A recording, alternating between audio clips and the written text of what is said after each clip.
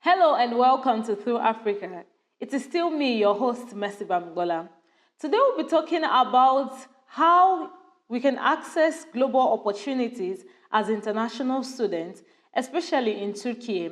And I'll be speaking with our guest, Ali Fard, who is a researcher and a student in Turkey. Hello, Ali. Hello, Mercy. Thank you so much for having me. Thank you very much for coming on the program. It's a pleasure. Yes, so I would just like us to go directly into the discussion. How do you think international students can identify opportunities in their field and study in countries outside of their own native countries?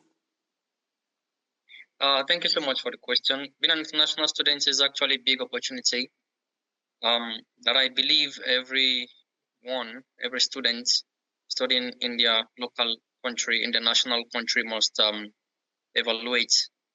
How to access opportunities to study, or how to access opportunities internationally for students willing to go abroad is actually both an easy but also a complicated and difficult task. A student actually needs to be a very good researcher. A student needs to know how to use social media very well. I'm not talking about Facebook, Instagram, or Twitter or TikTok. I'm talking about the internet itself. Students need to know how. Students need to know how to use the Google search engine very well to look for opportunity that are suitable, that suits their own fields and ideas. So, first of all, the students can start actually by selecting a country of choice. Now, for example, let's say a student from Nigeria is willing to come to Turkey to study, willing to go to Germany to study, willing to go to United States or United Kingdom to study. You need to first of all have a country of choice. Of course, before that, you need to have what you want to study, maybe an international relation, maybe engineering, maybe medicine. And after that, you need to have your country of choice. And after that, you need to focus on that country, because if you don't have a focus, you're going to lose your way at the first time when you're seeking for opportunities abroad. When you look at different things at the same time, you're going to have some confusion in your research, in your search. So when you have a specific country, you need to look at the government scholarships and also the organizational scholarships offered by that country. So when you have these ideas and you have these choices that are specific, then you can easily tailor your field and your interest accordingly. Okay, I'm glad that you just mentioned like organizations, international organizations that actually give room for students to study internationally, I mean outside their country. So what do you think are the role that these international organizations and schools now, I mean universities, networking, I mean, in terms of the student themselves, networking, reaching the organizations, reaching the school, what role does the school and the organization play in helping the students access global opportunities? Yeah, first of all, international organizations or perhaps national organizations, let's say, and also the universities, they help students a lot in reaching opportunities beyond borders. First of all, international organizations and universities, they help students in networking. This is very important. So, because universities, most especially in Turkey, because we are in Turkey here, let's speak about that.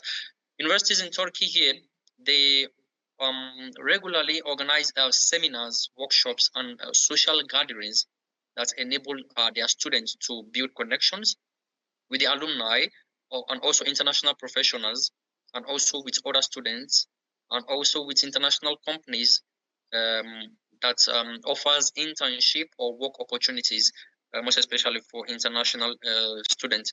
Also, these international organizations and universities, they are important. They are very vital in sharing informations about scholarships that are available in the university itself, that are available in the country, or that are available in international arena.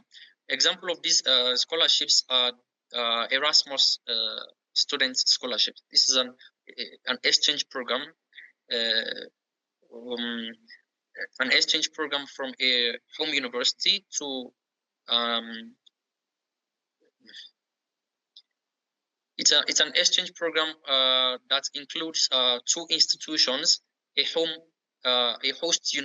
host institution, and also collecting a receiving institution. Okay, I'm glad that you actually mentioned the Erasmus program before I did, because I know that you were once, or maybe still, I'm not sure now, an Erasmus recipient, a scholar. Yeah. So I want to ask, yes. So I want to ask specifically about opportunities like this. What route do you think is best for students to take to access this kind of opportunities? Yeah, Erasmus actually, especially for Turkey, students that are studying in Turkish university, they should know about Erasmus. I was so sad when I realized that most of the international students studying in Turkey didn't know about exchange programs like Erasmus. It's not actually Erasmus alone. There are also other exchange programs in Turkey like Mevlana, like Farabi, but I think those programs have been on hold for about 2 years now because of the coronavirus pandemic. But now the Erasmus program is still continuing, and I think it's going to continue because Turkey is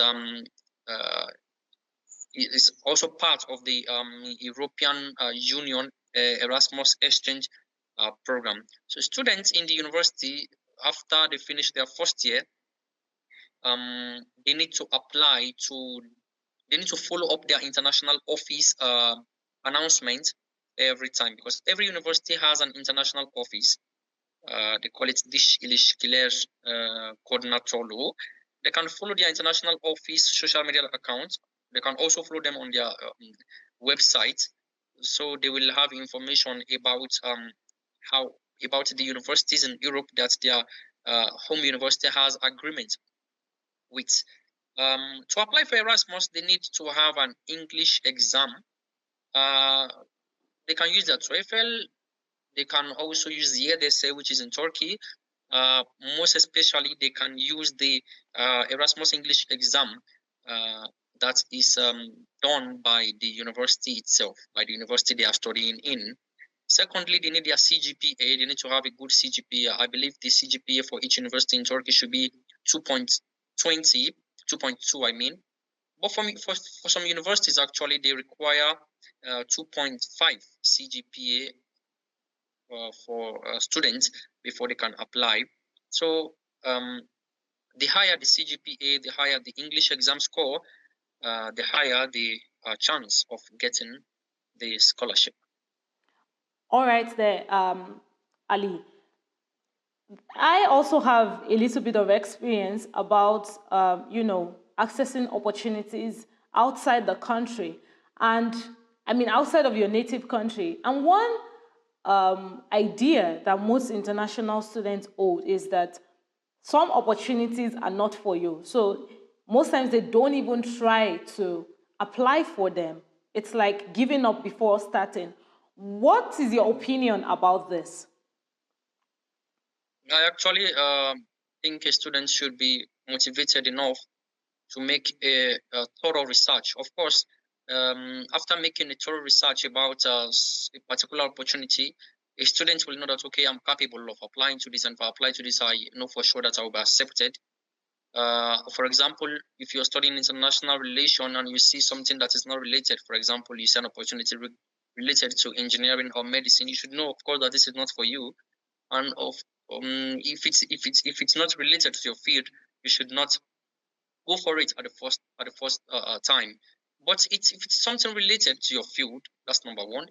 If it's not even something related to your field, but you feel it's something you can do, and it's something that can benefit you in the future. For example, volunteering opportunities. There are a lot of that in Europe.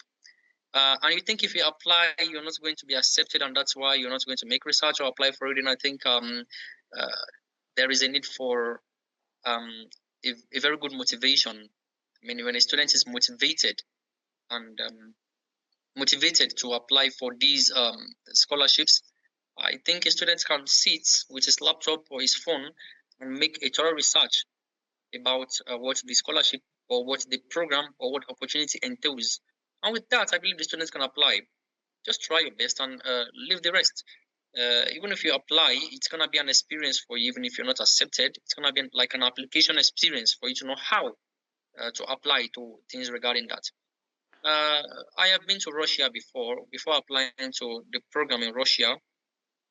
I went to Sochi in Russia in March, in early March, I think this year, if I'm not mistaken. Was it this year or last year? I couldn't remember quite well. This is I think the International Students Festival in Russia. Yeah, International Youth Festival. Yeah, International Youth Festival in Russia. Before applying to this program, I had some like doubt in me. Okay, if I apply to this program, what if I'm not selected? I don't know. Should I apply? Should I not apply? Because I don't have international experience like this before, aside from Germany, of course. But I just tried my best. I'd be like, okay, let me just send the application documents. Let me write the letter of intent. Let me do this. Let me do that, and try my best. And I was accepted to the program, of course. So you might not know. I mean, you start with something. You don't need to have that lot of experience before you are accepted to a particular program. If you're motivated, that's the important thing. If you're motivated, if you have the motivation, you can start from a point. Because if you don't start now, you will never have the experiences that are needed for programs like this in the future. Exactly. Thank you very much, Ali, for that. I think I'm motivated already too. So if you don't start it, how will you know how it will go? So Exactly. let's talk about the challenges that international students face in foreign countries. There are a lot of challenges that we face. I also have an experience as an international student. We have the challenges of the language barrier, and there's the culture, trying to get used to the culture and so on. Exactly. How do you think, as an international student, we can overcome this? Yeah, of course, like you said, one of the challenges that international students face when they go to a foreign country to study. The first thing is the language barrier, especially for a country like Turkey, for countries like Germany, perhaps Germany, maybe they might be speaking English there, or for countries like Norway, France, or other countries. If you're not a student who speak their language, there are big problems, because I'm not talking about only the problems in the university or the academic problems. You're going to have also social problems. It's going to be very, very hard to socialize with people. And also it's going to be really hard to adapt to the culture of that country when you don't know their language. One of the problems also that students face, that I believe, is recognition of qualification. The students here in Turkey, most especially coming from African countries, they mostly have problems with Denklik, which is like recognition of their qualifications. Students might face this for maybe students who are willing to come to Turkey or who are already admitted to Turkey. They might be experiencing problems like this. They shouldn't think maybe it's something personal. It's a normal thing already for the students studying here. Also, of course, like you said earlier, cultural differences. You might see some things that you are not used to before in your own country. You should not be surprised. This is a new country, and there are new people. So it's normal things, and I believe you should adapt as a student to the cultural differences. I am not saying that you should I'm not saying you should adapt it and take it as your own culture. I'm saying you should adapt to it and live accordingly without biases.